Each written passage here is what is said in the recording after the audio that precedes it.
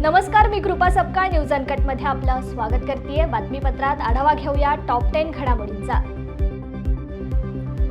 सोलापूरच्या माळशिरस मध्ये काल आमदार राम सातपुते यांचा कृतज्ञता तसेच अभिनंदन सोहळा मोठ्या उत्साहात पार पडला। यावेळी भाजप आणि महायुतीच्या पदाधिकाऱ्यांची तसेच कार्यकर्त्यांची मोठी गर्दी या ठिकाणी पाहायला मिळाली। या कार्यक्रमानंतर आमदार राम सातपुते यांनी माध्यमांशी संवाद साधलाय। मी ऊसतोड कामगाराचा मुलगा आहे। मी बीटेक आहे, माझी बायको बीटेक आहे। त्यामुळे आम्ही त्या ठिकाणी सामान्य परिवारातून आलोय आणि इंजिनियर आहे। माझ्या मिसेसची एक IT कंपनी आहे। त्यामुळे त्या ठिकाणी मी माझ्या सगळ्या प्रॉपर्टीचा हिशोब देतो। त्या ठिकाणी माजी मुख्यमंत्री सुशील कुमार शिंदे साहेबांनी त्यांच्या प्रॉपर्टीचा हिशोब द्यावा। मी माझं घर त्या ठिकाणी कर्ज काढून बांधलेलं आहे। मी माझं कर्जाचे सगळे कागदपत्र ठेवतो। सुशील कुमार शिंदेनी इतकी माया कशी कमवली हे सांगावं। बोलायला गेलं बात निकली है तो दूर तक जाएगी। पण एक पक्क सांगतो, म्हणजे दुर्दैवानं समोरच्या काँग्रेसच्या उमेदवाराला माळशिरस तालुका सोलापूर जिल्ह्यात आहे हे माहीतच नाही आहे। अरे जिल्हा परिषद शाळेमध्ये शिकलेलो मी आहे, मला माहिती आहे यांच्या कॉन्व्हेंटच्या शाळेचा काय उपयोग आहे। यांना माळशिरस तालुका सोलापूर जिल्ह्यात आहे हेच माहीत नाही। त्यामुळे त्या ठिकाणी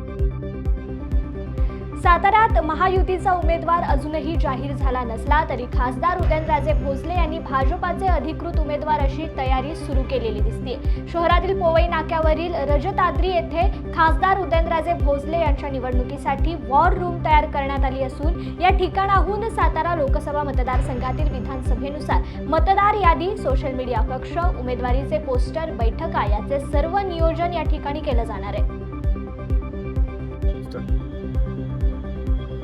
45 सातारा लोकसभा मतदारसंघातील माहितीच्या अधिकृत उमेदवार खासदार श्रीमंत छत्रपती उदयनराजे भोसले यांचं हे कार्यालय, या कार्यालयाच्या माध्यमातून सातारा जिल्ह्यातील 6 विधानसभा मतदारसंघ आहेत। त्यात सर्वसाधारण 18.5 लाख मतदार आहेत। 18.5 लाख मतदारामध्ये 210 बूथ आहेत। 210 बूथचं नियोजन, त्याचबरोबर त्यांना देण्यात येत असलेली मतदार याद्या, त्याचबरोबर सोशल मीडिया, त्याचबरोबर NB, त्याचबरोबर आमचा जाहीरनामा याचं संपूर्ण नियोजन या कार्यालयाच्या माध्यमातून होत असतं। जास्तीत जास्त मतदारांच्या पर्यंत पोहोचवण्यासाठी मी, त्याचबरोबर आमचे मित्र सुनील काटकर हे या संपूर्ण कोऑर्डिनेटर आहेत त्या मतदारसंघाचे, आणि सर्वच भारतीय जनता पार्टीचे आणि आमचे सर्व कार्यकर्ते अत्यंत हिरिरीने कामकाज करत आहेत। गेले 1 महिन्यापूर्वी काम सातत्यानं आणि या कार्यक्रम होणार आहे, अजून जास्त काम वाढणार आहे। उद्या महाराजांच्या कार्यक्रमाचं नियोजन या ठिकाणी झालेलं आहे, सुद्धा भव्य दिव्य सुरुवात होणार आहे। त्याचं नियोजन सध्या चालू आहे। गेल्या प्रदीर्घ काळापासून मी शासकीय सेवेत कार्यरत होते, मात्र आता मी स्वेच्छा निवृत्ती घेतली असून पूर्णपणे राजकारणात सक्रिय होणार आहे, अशी माहिती शिवसंग्राम पक्षाच्या राष्ट्रीय अध्यक्षा डॉक्टर ज्योती मेटे यांनी शिवसंग्राम भवन बीड येथे आयोजित पत्रकार परिषदेत दिली आहे। माध्यमांसमोर येण्याआधी त्यांनी स्वर्गवासी विनायक मेटे यांच्या समाधीस्थळी जाऊन समाधीचं दर्शन घेतलं। नमस्कार, मी प्रदीर्घ काळ शासकीय सेवेत कार्यरत होते आणि शासकीय सेवेतून स्वेच्छानिवृत्ती घेऊन मी आता पूर्णपणे राजकारणामध्ये सक्रिय होण्याचं ठरवलेलं आहे।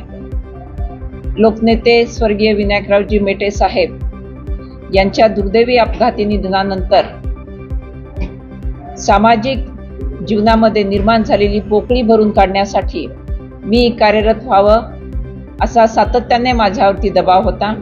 याच्यामध्ये समाजातील विविध घटक, याचबरोबर शिवसंग्रामच्या पूर्ण राज्यभरातील पदाधिकारी आणि कार्यकर्ते यांची तीव्र भावना होती आणि या जनभावनेचा आणि शिवसंग्रामच्या पदाधिकाऱ्यांच्या कार्यकर्त्यांच्या भावनेचा आदर करून मी स्वेच्छानिवृत्ती घेऊन सक्रिय होण्याचं ठरवलेलं आहे। हे मी आज सर्वांसमोर छत्रपती संभाजीनगर लोकसभेच्या निवडणुकीसाठी आदर्श गाव पाटोद्याचे माजी सरपंच भास्करराव पेरे पाटील यांना लोकसभेची उमेदवारी द्यावी या मागणीकरता सकल मराठा समाज बांधवांच्या शिष्टमंडळाने मनोज जरांगे पाटील यांची भेट घेतली।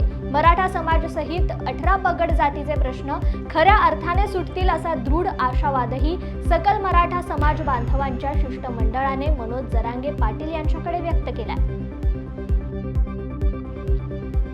उत्तर पश्चिम मुंबई लोकसभा मतदारसंघांमध्ये ठाकरे गटाकडून अमोल कीर्तीकर यांना उमेदवारी जाहीर करण्यात आल्याने महाविकास आघाडीत वादाला सुरुवात झाली आहे. अमोल कीर्तीकर यांच्या उमेदवारीवरून काँग्रेस नेते संजय निरुपम प्रचंड आक्रमक झाल्याचं पाहायला मिळत आहे. काँग्रेस नेतृत्व शिवसेनेला सरेंडर झालं असून आता माझ्यासमोर सर्व पर्याय खुले असतील. आठवडाभरात मी मोठी घोषणा करू शकतो.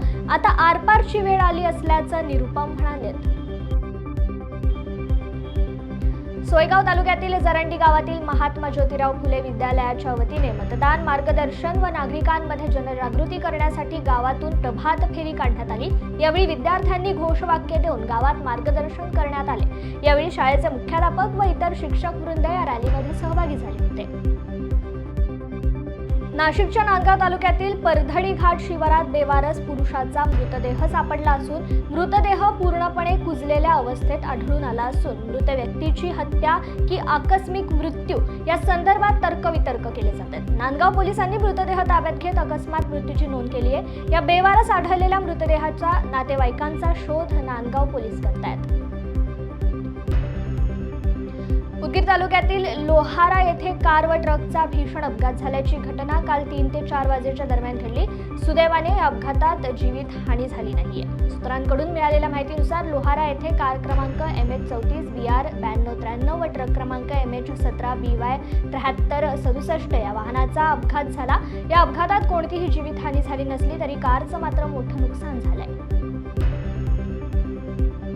सिल्लोड तालुक्यामध्ये असलेल्या अंधारी या गावांमध्ये एका अल्पवयीन मुलीने आत्महत्या केल्याची घटना रविवारी घडली होती. या प्रकरणी आत्महत्यास कारणीभूत ठरलेल्या याच गावातील असलेला युवक विजय पोपट तायडे या युवकास पोलिसांनी अटक करून हर्सूल येथील कारागृहामध्ये याची रवानगी केली. या घटनेमुळे सिल्लोड तालुक्यामध्ये एकच खळबळ उडाली आहे. मुंबई पोलिसांनी काल रात्री एका हुक्का पार्लरवर छापेमारी करत स्टँड अप कॉमेडियन आणि Bigg Boss fame Munawar Faruqui याला ताब्यात घेतलं होतं.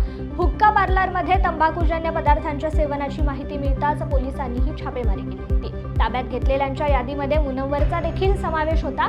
त्यांची चौकशी झाल्यानंतर त्यांना सोडण्यात आलं. मात्र साऱ्यांविरुद्ध गुन्हा दाखल करण्यात आलाय. वेळ झाली आहे या बातमीसह टॉप 10 मध्ये इथेच थांबायची. पाहत रहा न्यूज अँड कट.